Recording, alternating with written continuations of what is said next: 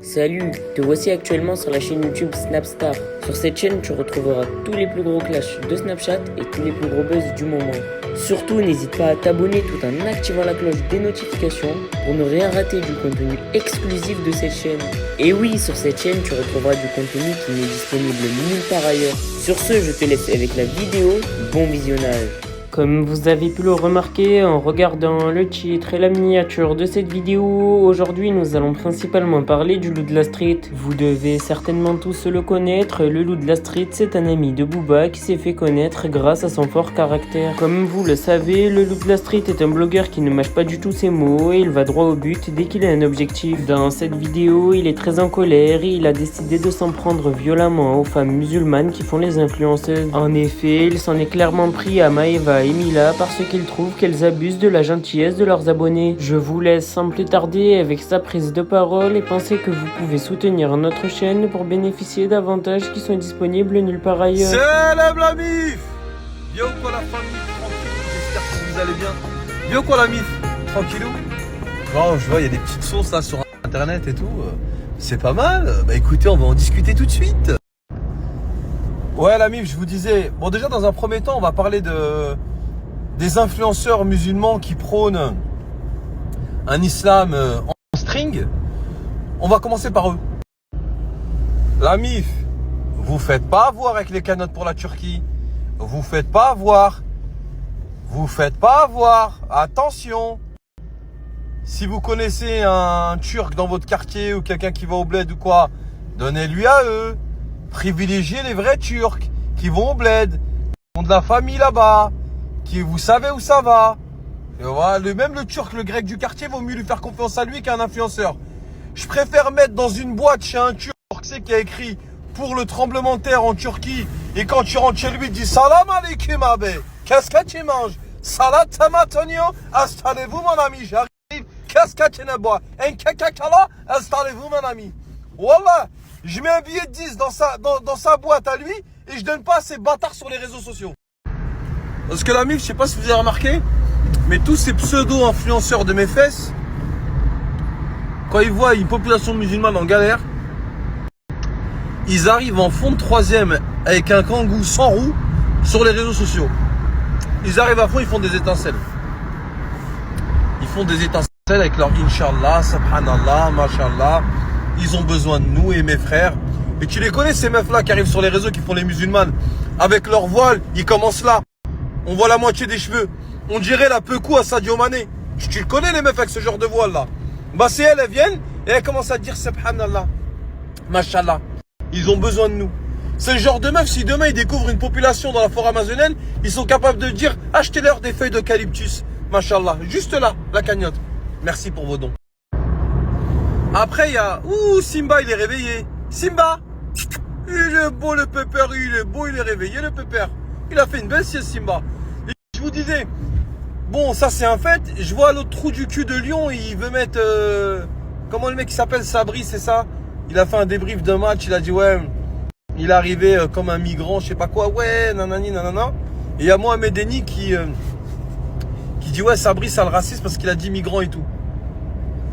Mohamed Eni, je crois que t'es le pote à l'autre bâtard de Lyon, non? Son pote, non? Ok. Ben crois-moi, ce qu'il a dit Sabri là, c'est du pipi de chat comparé à tête de doigt de pied. Mais c'est bizarre, tête de doigt de pied, quand il parle de Mohamed Eni, il dit Mohamed Eni. Tu sais, il prononce le Mohamed. Il dit pas Momo Eni, il dit Mohamed Eni. Zama, c'est un frérot. Pourtant, Mohamed Eni, c'est pas le mec qui passe sa vie sur les réseaux sociaux à dire si t'as de l'espèce, Inès écarte ses fesses. Bah je sais pas, tête de doigt de pied, toi qui défends les gens qui insultent les maghrébins toute l'année. Pourquoi tu nous dis Mohamed Eni? Tu nous parles tu dis, t'aimes bien le dire le Hamad. C'est comme si Astaghfirullah c'était un savant le mec en islam. Non, c'est là la famille, on voit vraiment le 2 poids 2 mesures. Hein? Le 2 poids 2 mesures, là on est dedans là. Là on est dedans là. Vous avez l'autre tête de doigt de pied toute l'année, te le dit Wallah al-Hadim, c'est une honte. Il n'y a personne qui nous défend, nous, les maghrébins. Mais t'as un mec qui est dans la même agence d'influenceurs que lui. Alors lui peut se permettre de dire quand t'as de l'espèce, Inès écarte ses fesses. Quand t'as je sais pas quoi, Latifa, je sais nanani, nanana. Voilà, c'est sa marque de fabrique. Voilà, paris sportif sur paris sportif. Voilà, c'est un mec qui fait des choses bien sur les réseaux sociaux. Hein. Et bah ce mec-là, quand Tête de Doigt de Pied parle de lui, il dit Mohamed. On dirait un oncle à toi qui revient de la Mecque, comment il parle de lui. Non, c'est juste un trou du cul qui envoie sa communauté faire des paris sportifs et qui insulte les femmes de sa communauté. Toutes les vérités sont bonnes à dire. Et oui, il n'y a pas de deux poids deux mesures chez moi. Parce que c'est quand même bizarre. Le mec, il a les cheveux longs. C'est pas un faible maghrébin. En plus, Momo Eni, c'est même plus il a des cheveux longs. C'est il fait des brushings. Donc chacun fait ce qu'il veut.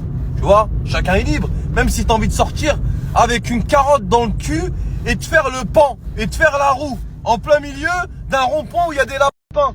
T'as le droit, c'est pas ça le problème. Là, je parle de Tête de Doigt de Pied, de ce qu'il dénonce toute l'année.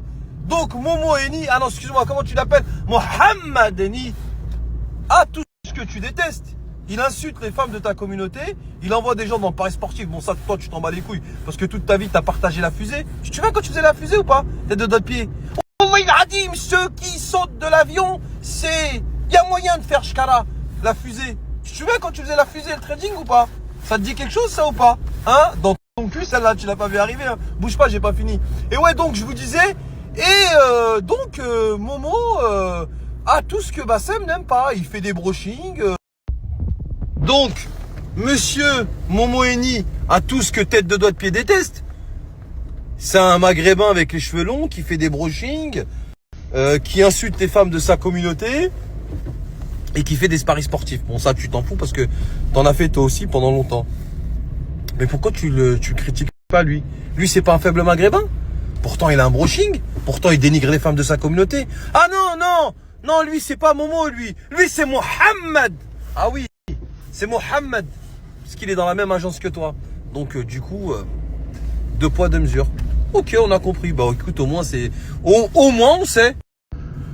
En tout cas, sache, Momo, que je n'ai rien contre toi. C'est juste que l'autre trou du cul, il t'appelle Mohamed. Et ça m'énerve, en fait. On dirait que c'est un mec dans la religion qui fait des dars le vendredi, alors que c'est pas du tout le cas. Voilà, après, voilà, ça m'énerve, en fait. Son deux poids, deux mesures, à lui, il m'énerve. Mais après, j'ai rien contre toi. Hein. J'ai rien contre ton look, tes cheveux longs, ton brushing, ton grain de beauté. On dirait une belle gérante de cabaret, je te jure. Arrête, Wahid, arrête! Matatelouche le whisky! Après, il frappe les gens avec les couteaux! Arrête, hein! Non, je démissionne! Hein.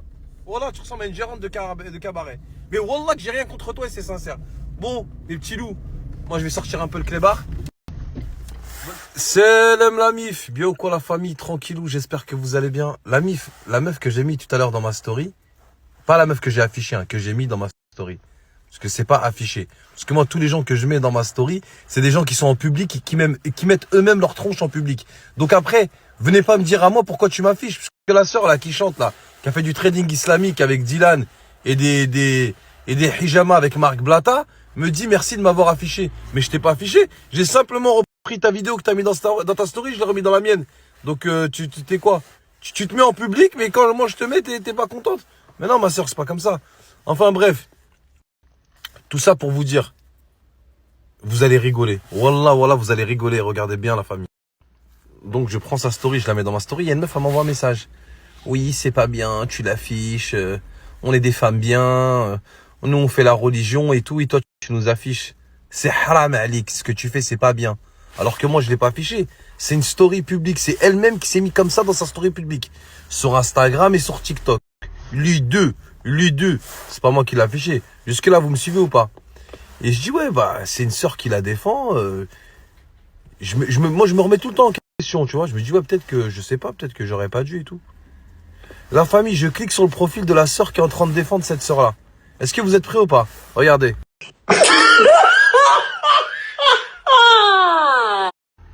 Donc voilà la personne qui t'a défendu, qui est elle-même aussi en story publique et que cette photo provient également de sa story publique. Et j'ai envie de vous dire qu'ils se ressemblent, ça semble.